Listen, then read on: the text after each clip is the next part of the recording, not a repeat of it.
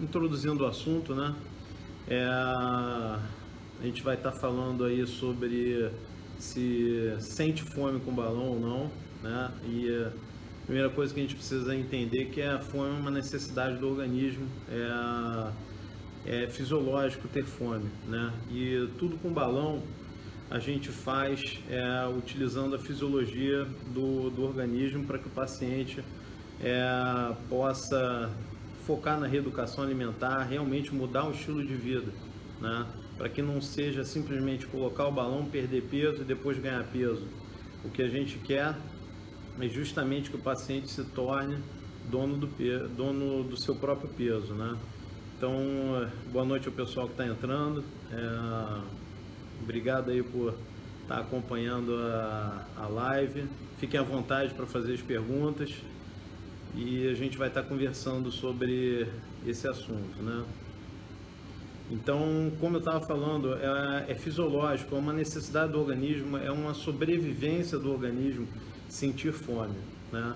E a gente passa por algumas fases do balão, e eu tenho muito essa pergunta no meu consultório. Doutor, eu vou colocar o balão e eu vou sentir fome, eu não vou sentir fome de jeito nenhum, isso é muito bom, eu não vou sentir fome enquanto eu estiver com o balão. E eu falo que não, a gente tem uma fase inicial, uma fase de adaptação com o balão, no qual o paciente ingere uma quantidade muito pequena, porque ele está se adaptando àquela prótese que tem volume e peso dentro do estômago, né?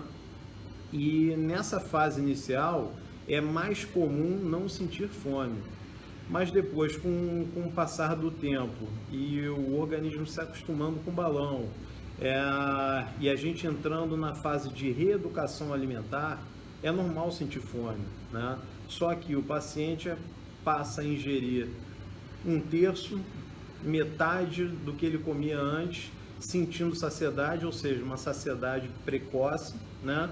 E prolongada. Se ele comesse um terço do que ele comia antes e ele ficasse aí meia hora, 40 minutos, uma hora e meia depois, ele estava com fome, com certeza, né? Com balão isso aí já se prolonga mais, são 2 horas e meia, 3 horas, às vezes até 4 horas, mas a gente sempre recomenda, né? A equipe multidisciplinar sempre recomenda manter a dieta ali de 3 horas para que vá fazendo uma reeducação alimentar, para que aprenda a ingerir de maneira correta, na frequência correta, com qualidade, né? Respeitando os seus sabores, porque é uma reeducação alimentar, não é só uma dieta de perda de peso, né? É uma dieta que a gente quer que o paciente retire o balão, mas continue com tudo aquilo que ele está aprendendo, com tudo aquilo que ele está exercitando, com tudo aquilo que ele está formando hábitos mais saudáveis. E por isso a gente fala do estilo de vida, né? Estilo de vida é super importante, o estilo de vida te acompanha toda a tua vida, em todas as situações. Então é o teu estilo de vida mais saudável trabalhando, o teu estilo de vida mais saudável em casa, o teu estilo de vida mais saudável viajando, num resort, num cruzeiro, né? As situações são diferentes, né? Mas por você ter uma essência de vida mais saudável, você se adapta de uma maneira muito mais saudável a cada uma dessas circunstâncias e fica mais fácil você manter o seu peso a médio e longo prazo, né? É o nosso objetivo. Então, sentir fome é perfeitamente possível, né? Esperado, só que tem que saber administrar essa fome, né? A gente teve uma live aí com o Dr. Felipe, meu sócio, algumas semanas atrás, né? Falando sobre a fome psicológica, né? E a fome orgânica, e a gente vê, né? Uma diferença grande, né? E os pacientes confundem, né? O que é fome? O que é vontade de comer, né? Quando eu tenho vontade de comer, eu tenho vontade de comer alguma coisa pelo sabor que aquilo me proporciona, né? Eu seleciono aquilo que eu vou comer. A fome é uma necessidade de energia do organismo, né? Então ela é menos seletiva E os pacientes, ao longo do tratamento, vão aprendendo a se conhecer, ver como é que o organismo reage, o que é fome, o que é vontade de comer. Poxa, vontade de comer não está na hora, vou saciar na hora certa, né? E quando a gente dá esse sinal para a nossa cabeça, eu vou saciar, eu posso saciar, porque eu não tenho impedimento orgânico, né, para isso, mas vou saciar da maneira correta, né? Vou curtir o sabor, vou esticar o sabor na minha boca, né? Porque é a língua que te dá essa informação. Jogou para o esôfago, jogou para o estômago, já não sente mais a informação do sabor do alimento, não é verdade? Então, a gente precisa manter o alimento que a gente gosta mais tempo na nossa boca, né? E entender o que é fome, o que é vontade de comer para saciar de maneira correta, né? É interessante a gente falar também, né, sobre algumas razões, né, que podem propiciar de uma maneira mais fácil a sensação de fome, né? E isso com o balão ou sem o balão, né? E o que a gente vê por exemplo, a desidratação, né? A desidratação, e às vezes em algumas fases do tratamento o paciente está um pouco mais desidratado, seja por não seguir os hábitos corretos de beber água com uma frequência certa, ou porque ele está mais restrito em uma fase do tratamento com a ingesta hídrica, e a informação da desidratação no hipotálamo, né? Numa região dentro do nosso cérebro, ela confunde às vezes as sensações, né? E o paciente acha que está com fome, na verdade ele está desidratado, né? Uma outra coisa que eu sempre digo para os pacientes, né? A gastrite simula fome, né? Então, se você tiver com uma gastrite, ou estiver fazendo uma gastrite, porque você não está tomando o seu protetor gástrico, você não está tomando seu omeprazol, esomeprazol de maneira correta, né? Você vai provocar às vezes uma gastrite, ou porque você está com a dieta inadequada também, né? Ingerindo alimentos mais ácidos, ou está tomando um anti-inflamatório, não avisou o seu médico, né? Fez um antibiótico por conta de uma sinusite, às vezes um problema de pele, não avisou o seu médico para que ele pudesse proteger adequadamente o seu estômago, vai fazer uma gastrite. E essa gastrite vai simular fome. E às vezes você simplesmente comunicando o seu médico, né, ele vai proteger melhor o teu estômago e você não vai sentir mais aquela fome doida que veio porque você estava agredindo o teu estômago, né? Obrigado aí ao mestre Galvão que está nos assistindo. Queria agradecer também a presença do grande amigo nosso, Bruno Sander. Obrigado aí por estar assistindo. Então, a gente tem esses pontos que podem propiciar um sentimento de fome, né? Uma percepção de fome maior no organismo, né? Eu costumo falar também para os pacientes o cansaço, né? O cansaço, seja porque ele não tem um bom hábito de dormir as horas adequadas, né? Ou de dormir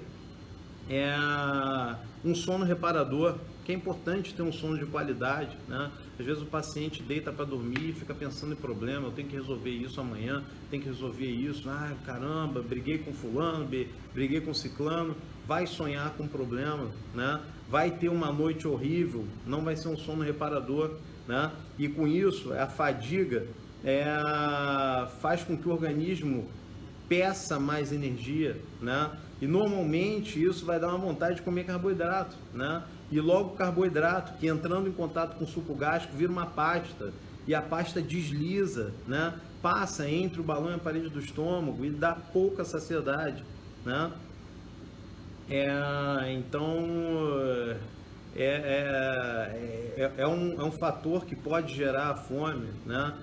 Alimentos também com excesso de amido, né? O amido biscoito recheado, né? Pão, são alimentos que produzem um pico de açúcar no sangue, muito rápido, mas que passa também muito rápido, né? E quando passa, te dá vontade de lançar mão mais ainda, né? Daquele amido, de repetir, de comer mais, né? E aí você acha que está com fome, né? E aí você lança a mão daquele alimento e abusa mais.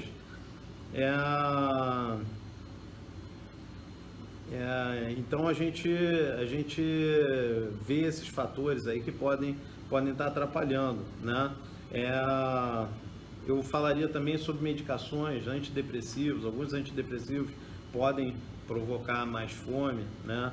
O próprio corticoide, alguns pacientes tomando corticoide, mexem com alguns hormônios, esses hormônios estimulam mais talha, ele tem que gastar energia, ele vai precisar de energia, né? Então isso pode propiciar também fome, né? Então em algumas fases, né, da vida da pessoa, ela vai sentir mais fome também, porque ela está sobre um grande estresse, está passando sobre um grande estresse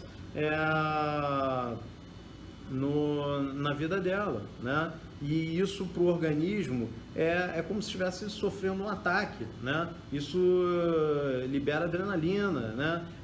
O correr ou lutar, né, do organismo. Então, vou precisar de energia, preciso de comida, né? Preciso de comida, vou estimular para que ele coma mais, né? Para que ele sinta essa necessidade. Isso pode acontecer com um balão ou sem um balão, né? Então, na verdade, o tratamento com balão, né, eu costumo falar para os pacientes, precisa ser com uma equipe multidisciplinar, né? Uma equipe multidisciplinar que esteja capacitada, treinada, que tenha experiência para poder entender o que está acontecendo com o paciente em cada fase que ele está vivendo durante o tratamento, né? Individualizar o tratamento, né? Não é a mesma coisa para todos, né?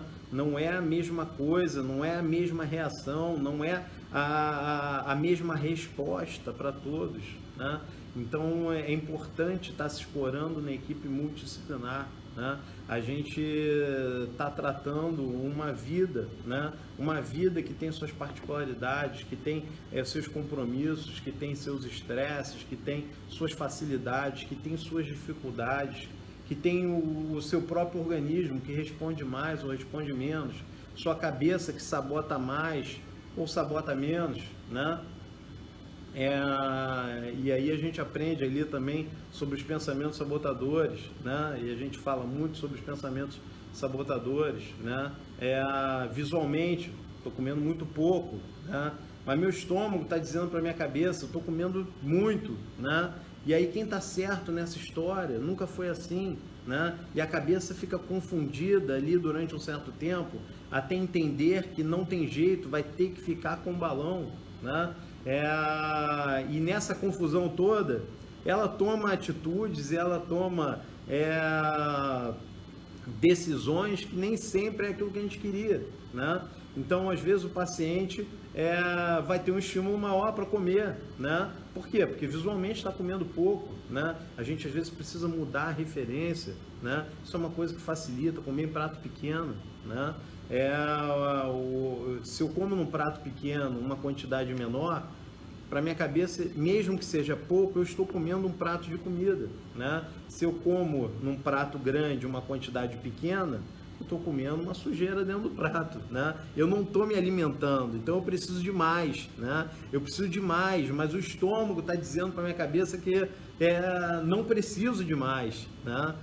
Quem vai vencer essa queda de braço, né? Quem a gente fortalecer mais, né? Então a gente precisa estar trabalhando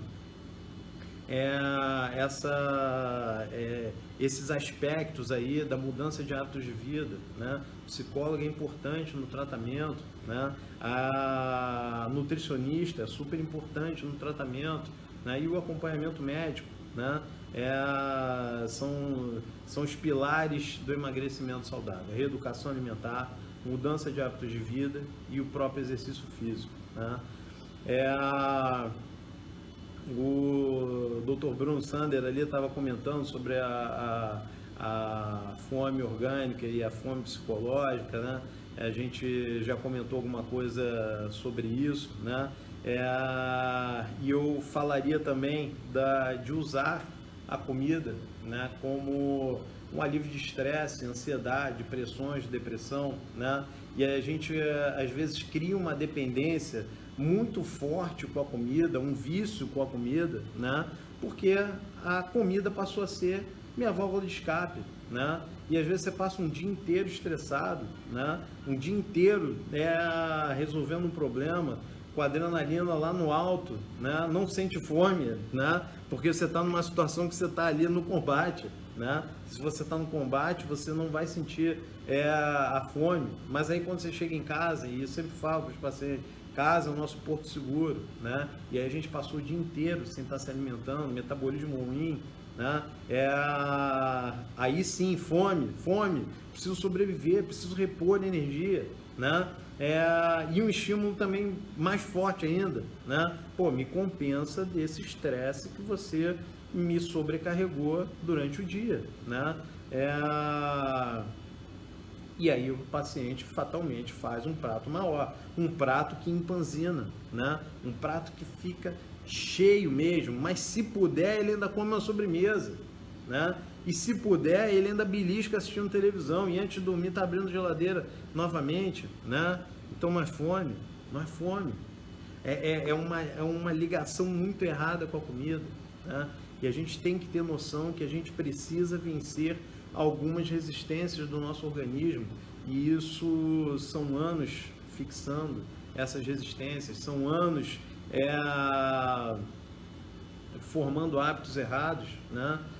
Não é de uma hora para outra que vai mudar, mas precisa ser mudado, né? Precisa ter consciência de que precisa mudar a cabeça, né? O balão é uma ferramenta que precisa do operador da ferramenta, utilizando ele de maneira adequada, né? Para que ele possa ajudar, para que ele possa multiplicar o teu esforço, tá? Se eu tenho um multiplicador de esforço, eu não faço esforço nenhum, o que eu quero multiplicar? Eu quero multiplicar nada. Vai perder peso e depois vai ganhar peso, né? Não existe o balão mágico, né? Mas o balão é um fator muito forte, ajudador para transformar a vida das pessoas, né? Só que tem que aprender a usar, tem que usar de maneira adequada, né? Então eu sempre falo para os pacientes, utilize o balão da maneira correta, né? Utilize o balão para transformar a tua vida. É uma ferramenta no aparelho gastrointestinal com o intuito de mudar a cabeça. Qualquer coisa diferente disso, mentira. Vai perder peso, mas depois vai ganhar peso. Vou ver aqui algumas perguntas aqui dos pacientes, né? Dos pacientes, das pessoas que estão aí no grupo assistindo a gente. Depois, quem assistir posteriormente a live, quiser deixar pergunta aí também, a gente vai estar olhando e respondendo.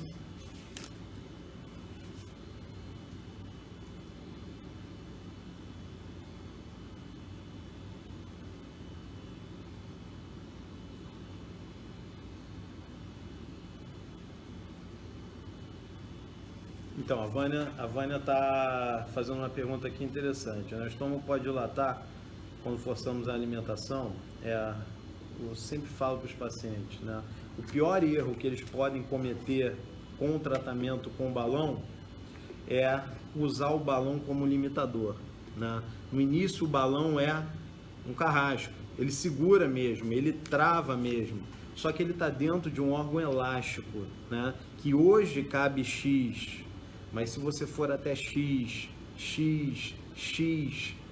daqui a pouco cabe X mais 1, daqui a pouco X mais 2, daqui a pouco X mais 3, e aí aquele volume do balão que está ali já é insuficiente para estar ajudando o paciente, né? E você vai perdendo progressivamente o efeito ali do balão, né? Então, o que é o balão, né? O balão é a ferramenta para te ajudar a fazer a reeducação, né? Então eu preciso comer a quantidade correta, na frequência correta, na sequência correta, né? E a nutricionista vai estar trabalhando isso com os pacientes, né? Para que eles possam focar no tratamento de maneira correta e não perder ali o efeito do balão, né? Então não comam até o limite. Empanzinamento está errado. Eu passei há muito tempo da saciedade. Uma coisa que eu falo para os pacientes, né? Às vezes a gente vê na sociedade, as pessoas falam assim, fulano, vamos comigo até tal lugar? Pô, cara, agora não dá não, né? Eu acabei de almoçar, deixa eu descansar um pouquinho. Poxa, se você precisa descansar do almoço, é que tem alguma coisa muito errada. O almoço virou uma agressão para você, né? O relacionamento com a comida está muito errado. E a gente precisa mudar isso, né? A gente precisa mudar essa forma de se relacionar com o alimento. Deixa eu ver outras perguntas aqui.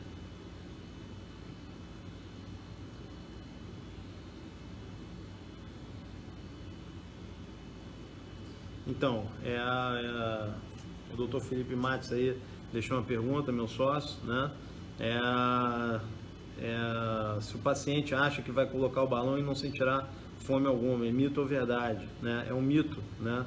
Vai sentir fome, é normal sentir fome, né? É normal ele sentir fome ali com a dieta regrada, com a dieta balanceada, ajustada pela nutricionista, sentir fome lá próximo do horário que ele vai fazer o lanche dele, de 3 em 3 horas, né? Isso é importante, ele tem que aprender a comer na frequência correta. Comeu na frequência correta, o metabolismo vai melhorando também progressivamente, porque o organismo passa a enxergar que ele está no mundo ideal, no mundo cheio de comida. Se a comida não falta, por que ele vai ficar no metabolismo econômico, né? Ele pode trabalhar melhor e a gente quer que o meu organismo trabalhe melhor. Se ele trabalha melhor, ele gasta mais. Se ele gasta mais, eu tenho uma folga na dieta, né? Se eu tenho uma folga na dieta, eu tenho como compensar um abuso, né? Porque a minha dieta é mais folgada, eu posso tirar um pouquinho, não vou passar fome, né? Então a gente precisa estar trabalhando isso.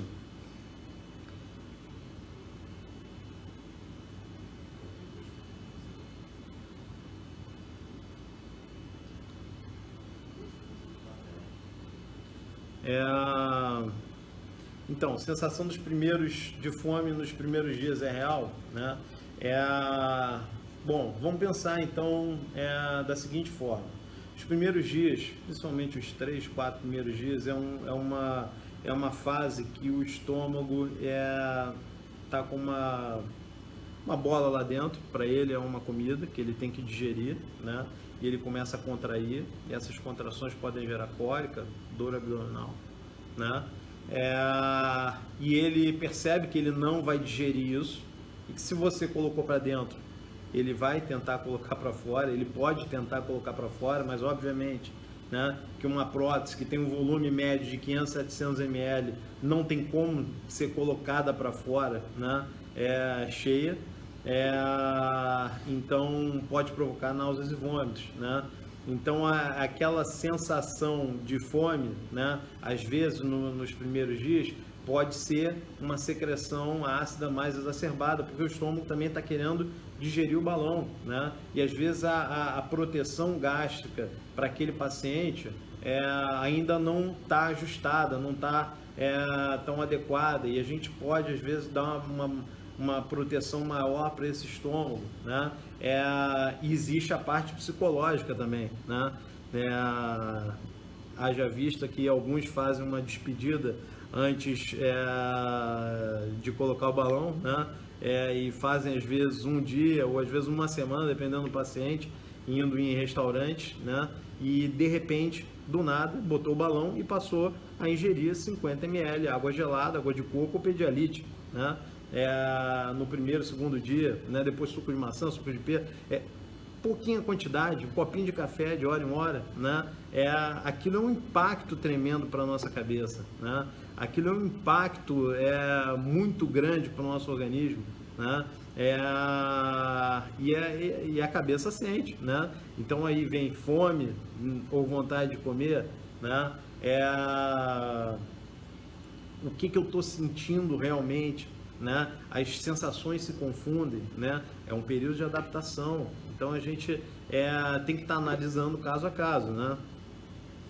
A Larissa Coelho está fazendo uma pergunta aqui também: se tem perigo dormir de barriga para baixo?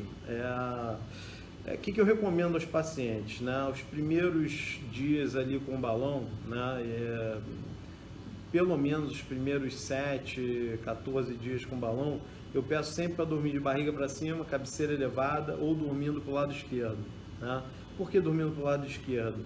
Porque normalmente a anatomia, né, do estômago faz com que estar deitado para o lado esquerdo faz como se fosse um berço ali para o balão, né? E que dificulta um pouco ele deslocar um pouco mais para baixo, um pouco mais para cima, seria desconfortável para o paciente. Ah, mas eu virei à noite e deitei de barriga para baixo e senti um desconforto, aí virei de barriga para cima e fiquei bem. Não tem problema nenhum, né?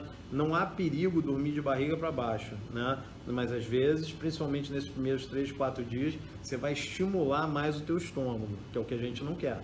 Eu quero que ele se adapte o mais rápido possível, né? Eu quero que ele entre na dieta progressiva e aceite a dieta progressiva o mais rápido possível, né? Às vezes o paciente atropela a dieta progressiva, não aguentou, não conseguiu controlar a vontade de comer, né? E atropelou, e às vezes começa a passar muito mal, vomitar muito, às vezes as medicações não seguram, e às vezes é uma causa de intolerância precoce também ali com o balão, né?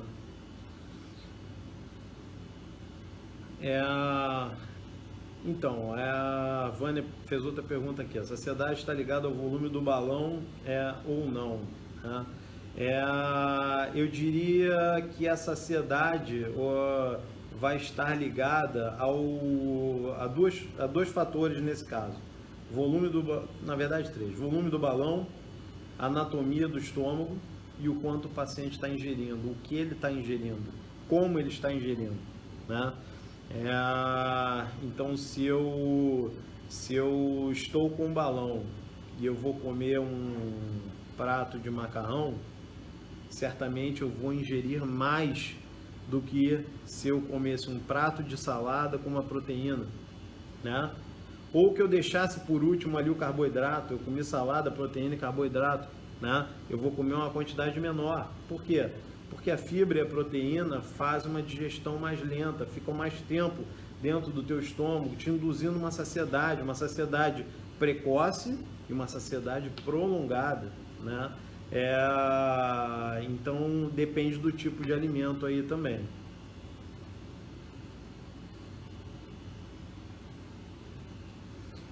Nathalie, estou vendo a sua pergunta aqui, né? Por que não pode fazer a cirurgia plástica com um balão, né? O paciente que ainda está em tratamento com um balão, ele ainda não chegou no seu peso, né? Ou se chegou no seu peso, ele já está ajustando a dieta, né? Então a gente recomenda que faça uma cirurgia plástica após o tratamento com o balão, né? Quando o paciente já se tornou dono do seu peso, que não vai perder o resultado da cirurgia plástica, né? Porque também não adianta fazer cirurgia plástica, não ter mudado a cabeça e ganhar peso, né? E esse peso vai ficar mal distribuído e o paciente vai ficar insatisfeito, né, com o resultado da cirurgia plástica. E não é por causa da cirurgia plástica, é porque ele ainda não se tornou dono do seu peso, né? Existem outros fatores de retardo de esvaziamento do estômago, né? Mas o paciente, posso fazer uma cirurgia com balão? Sim, pode fazer, né? O anestesista tem que ser avisado e o preparo do paciente para fazer uma cirurgia num paciente que está com balão é um pouquinho diferente, né?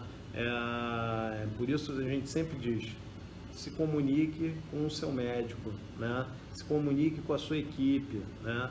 Avise o que você está fazendo, ou o que você vai precisar fazer, ou o que você está pretendendo fazer. Se aconselhe com a sua equipe multidisciplinar. A equipe está junto com você para te ajudar a transformar a sua vida, né? Se a gente não focar na equipe multidisciplinar, fica tudo muito mais difícil, tá? Bom, se vocês tiverem mais alguma dúvida aí relacionada a isso, quiserem deixar mais perguntas aí, eu agradeço a participação de todos, agradeço a oportunidade, o convite aí dos administradores aí do grupo, né?